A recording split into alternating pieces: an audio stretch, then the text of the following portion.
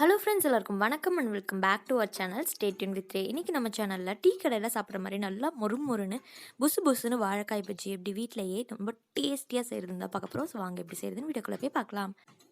அதுக்கு நான் இன்றைக்கி ஒரு பவுலில் 1.5 கப் அளவுக்கு கடலை மாவு எடுத்திருக்கேன். இப்போ நான் சொல்கிற அளவுகள் எல்லாமே 2 பெரிய வாழைக்காய் வச்சு பஜ்ஜி போடுறதுக்கான அளவு. ஸோ 1.5 கப் அளவுக்கு கடலை மாவுக்கு 3/4 கப் அளவுக்கு அரிசி மாவு எடுத்திருக்கேன்.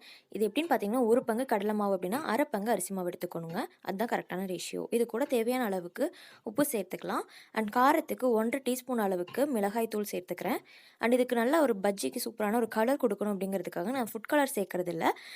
இதுக்காக நான் காஷ்மீரி ரெட் சில்லி பவுடர் சேர்த்துக்க போகிறேன். அண்ட் இதுக்கு பார்த்திங்கன்னா ஒரு சின்ன ஃப்ளேவருக்காக அரை டீஸ்பூன் அளவுக்கு கரம் மசாலா சேர்த்துக்கிறேன். இந்த ஃப்ளேவர் எனக்கு ரொம்ப ரொம்ப பிடிக்கும். உங்களுக்கு தேவையில்லைன்னா இங்கே இதை சேர்த்துக்க வேண்டாம், இது ஆப்ஷனல் தான்.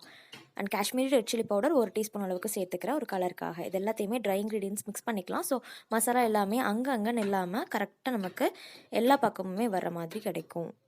இதெல்லாம் மிக்ஸ் பண்ணதுக்கப்புறமா இது கூட இஞ்சி பூண்டு பேஸ்ட் வந்து ஒரு 1.5 டீஸ்பூன் அளவுக்கு சேர்த்துக்கிறேன். இது சூப்பரான ஒரு ஃப்ளேவர் கொடுக்கும் நீங்கள் சாப்பிடும்போது. ஸோ இப்போ தண்ணி ஊற்றி ஒரேடியாக தண்ணி ஊற்றி பிணையாமல் கொஞ்சம் கொஞ்சமாக சேர்த்து மிக்ஸ் பண்ணுங்கள்.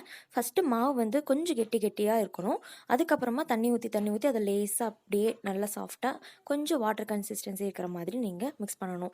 அப்படி பண்ணும்போது தான் உங்களுக்கு கட்டியாக அந்த மாவு சேராமல் இருக்கும்.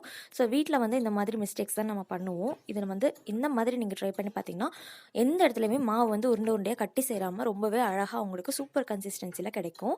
பாருங்கள், தண்ணி கொஞ்சம் கொஞ்சமாக சேர்த்துட்டு இந்த அளவில் மிக்ஸ் பண்ணிக்கலாம். ரொம்ப கெட்டியாக இருக்கக்கூடாது, ரொம்ப தனியாகவும் இருக்கக்கூடாது, இந்த மாதிரி இருக்கணும்.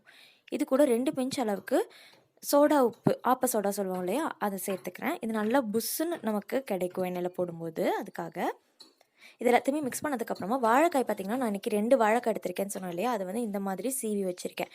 கட் பண்ணாலும் சரி, சீவினாலும் சரி, ஒரே மாதிரி இந்த மாதிரி சீவி வச்சுக்கோங்க. ஸோ நான் வந்து நீல வாக்கில் பண்ணியிருக்கேன். நிறைய பேர் வந்து ரவுண்ட் ஷேப்லேயும் பண்ணுவீங்க, எப்படி வேணாலும் எடுத்துக்கலாம். இதை இந்த மாவு நம்ம மிக்ஸ் பண்ணி வச்சுருக்கோம் பார்த்திங்களா, அதில் இந்த மாதிரி 2 டைம் இந்த மாதிரி திருப்பி போட்டு முக்கி எடுத்துட்டு இது அப்படியே நல்லா சூடாக இருக்கிற எண்ணெயில் போட்டுற வேண்டியது தான். அப்படியே போட்டோன்னே நல்லா மேலே எழுந்து வரும், புஷ்ஷுன்னு வரும். ஸோ பாருங்கள், உங்களுக்கு எந்த அளவுக்கு கடாய் வந்து அகலமாக இருக்கோ அந்தளவுக்கு நீங்கள் போட்டுக்கலாம். நான் வந்து இதில் ஒரே டைம் 3 போட்டு எடுத்துகிட்டு இருந்தேன். ஸோ ஒரே மாதிரி திருப்பி விட்டு குக் பண்ணணும். அப்போ தான் வந்துட்டு எல்லா 2 பக்கமுமே கலர் வந்து ஒரே மாதிரி நமக்கு கிடைக்கும். ஸோ ஒரு 2 to 3 மினிட்ஸ் வந்து நல்லா பொறுமையாக குக் பண்ண விட்டுருங்க. அப்போ தான் உள்ளே நமக்கு வாழைக்காய் எல்லாமே நல்லா சாஃப்டாக வெந்து வரும். ரொம்பவே கிறிஸ்பியாக மொறுன்னு இருந்துச்சு. கண்டிப்பாக இதை உங்கள் வீட்டில் ட்ரை பண்ணி பார்த்துட்டு எப்படி வந்துச்சுன்ற கமெண்ட் எனக்கு சொல்லுங்கள். மறக்காமல் நம்ம சேனலை சப்ஸ்கிரைப் பண்ணுங்கள். இந்த வீடியோ உங்களுக்கு பிடிச்சிருந்துச்சுன்னா ஃப்ரெண்ட்ஸ் அண்ட் ஃபேமிலி கூட ஷேர் பண்ணிக்கோங்க. தேங்க்ஸ் ஃபார் வாட்சிங். பாய்.